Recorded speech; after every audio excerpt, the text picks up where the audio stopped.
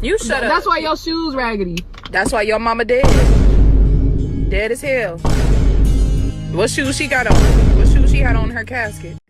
Hey everyone, it's Pearlescent Toys back in today's video with another Star Wars The Black Series action figure review. Today we are looking at Starkiller from The Force Unleashed. Side of the box, Galen Marek, codenamed Starkiller, was a Force-sensitive human who became Darth Vader's apprentice during the Galactic Empire's reign. You guys are gonna have to forgive me because I've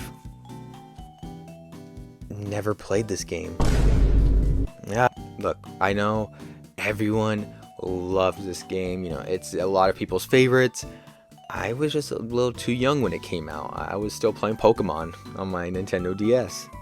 I've never gotten the chance to truly like bond to this character, you know, you just be attached to him, you know, like a lot of Star Wars fans are, you know. A lot of people are still so like hyped up for this character, you know. They want him to be in canon. They just want him to be acknowledged in the new canon from Disney Star Wars. And to me, I'm just like, But that's because I've just never played the game. But yeah, just enough dilly-dally. Let's get into the action figure. And here we have him out of the packaging. Just a really good looking figure. First of all, is that blood I see? What the fuck? Well, yeah, it is. Like on a Hasbro figure. It's really surprising to see, actually. Like, I would have never thought Hasbro would have, you know, the courage to do that. It's a wonderful touch, in my opinion. But yeah, the sculpt is really, really well done. You know, it truly conveys that ragged, worn out look very well. The head sculpt from, you know, the face looks good. It's just their attempt at making a buzz cut, it just looks so bad, you know. And I just can't explain it. Like any toy company that tries to mimic a buzz cut on their figure, it always either looks phenomenal or it looks bad. And in this case, it just looks bad. Yeah, I don't know. Of course, you get that upper armor piece, and I love the silver that they're using, and I love all the scratches all throughout in the sculpt. Ooh, that looks very, very nice. And then you move it down to the arms, and you get more like wraps around it. You get some torn parts of it. Of course, those bloody parts, and down to the hands, you get like more wraps around those. Those look phenomenal. Great. You know, the base shirt, you know, the chest area isn't like the most sculpted part of this piece, but it still looks good nonetheless. And dude, look at the belt, man, just so much, so many belts going around. What is it? Are these holes for other lightsabers? People who played the game, please let me know. I don't know a single thing about the game, sorry. I'm sure it serves like some story purpose, but for me, I don't know what it means. And you go down, you get some like dirt effect, I guess, like the green is supposed to be, or maybe the brown at the bottom. I'm not entirely sure. Going down the legs, and you get like the same sculpting that you get in the chest area, just all around the same. You get more wraps around the boots. That looks very nice. Ooh, I love the tattered look on that. Very, very cool. Now, this is the standard release, not the Comic-Con exclusive, unfortunately. Or was it a Hasbro exclusive? I don't know.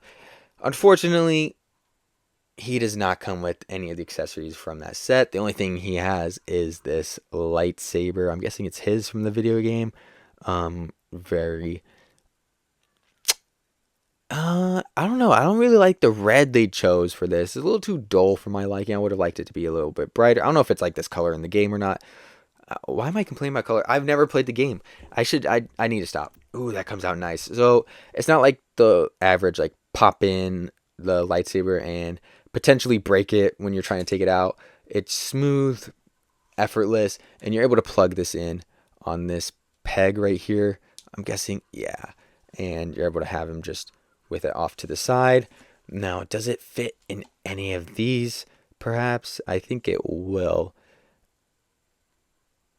Yeah, dude, and that's really cool. He's able to like plug in even more lightsabers back here. General Grievous, another fine addition to my collection. But going over articulation, the head moves up this much and is able to move down that much. And he has side-to-side pivot and some side-to-side movement. His arm is able to move this far up, not a whole lot back, and just the tiniest bit further down with his butterfly shoulder joint. He is able to rotate at the shoulder, and he also has a single jointed elbow, also able to rotate right there. And he has the standard Hasbro wrist hinge going up, down, all around. He's able to go this far back, this far forward, and he also has some side-to-side pivot, and he's able to move side-to-side as well. The legs of mine are like really weird where it just won't lock into place. Like this is the max it'll go by itself. Like I'd have to really push it, but I don't want to break it, so that's a bit weird. The leg goes out this much, and again to the back it just like always goes back into place. Really weird. I might have to warm mine up. I just don't want to break it, but he has a single jointed knee that is able to rotate, and his foot is able to move this far down, this far up, and he has ankle pivot. For size comparisons, here is Starkiller next to the Return of the Jedi Darth Vader and an Imperial Stormtrooper. And because I don't have a whole lot of other, well, actually I don't have any other Force Unleashed action figures anymore. I got rid of those 2 Stormtroopers, sadly. So I'm just going to pull whatever Star Wars figures I can find around me. Here he is next to Luke Skywalker and the Mandalorian, Grogu and C-3PO, a battle droid and a Phase 2 clone trooper, Cad Bane and Cad Bane, and finally the Marvel Legends Spider-Ham. Something's off. You're not Spider-Ham. Who are you? Overall thoughts, and I feel like this figure is really, really good. You know, I think, again, I don't have any attachment to this character, so it's going to be hard to take my personal bias into account. Like, for right now, like, I'm just looking at this purely from a toy collector's standpoint, from a toy critic. I don't know how you would phrase it. I think for the final rating, I'm going to give him a, I want to say an 8 out of 10. I'm kind of leaning 8 out of 10. Why not? I'm giving him an 8 out of 10. I feel like I just hand out figures good scores way too often. But, you know, this is a case in which I have no personal attachment to this character. So it's hard for me to really give him a very high rating. You know, I just don't know much about him.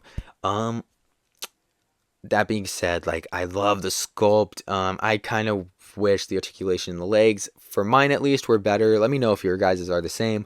That might be a problem I have to look into. But yeah, I love the sculpt, and that lightsaber looks pretty good. Only giving him an 8 out of 10 because I don't want people to jump me, okay? But yeah, that'll do it for today's video. I hope you enjoyed. Please like, comment, subscribe, share with a friend. Anything you can do that'll support the channel will be greatly, greatly appreciated. And with that, I will see you in the next one.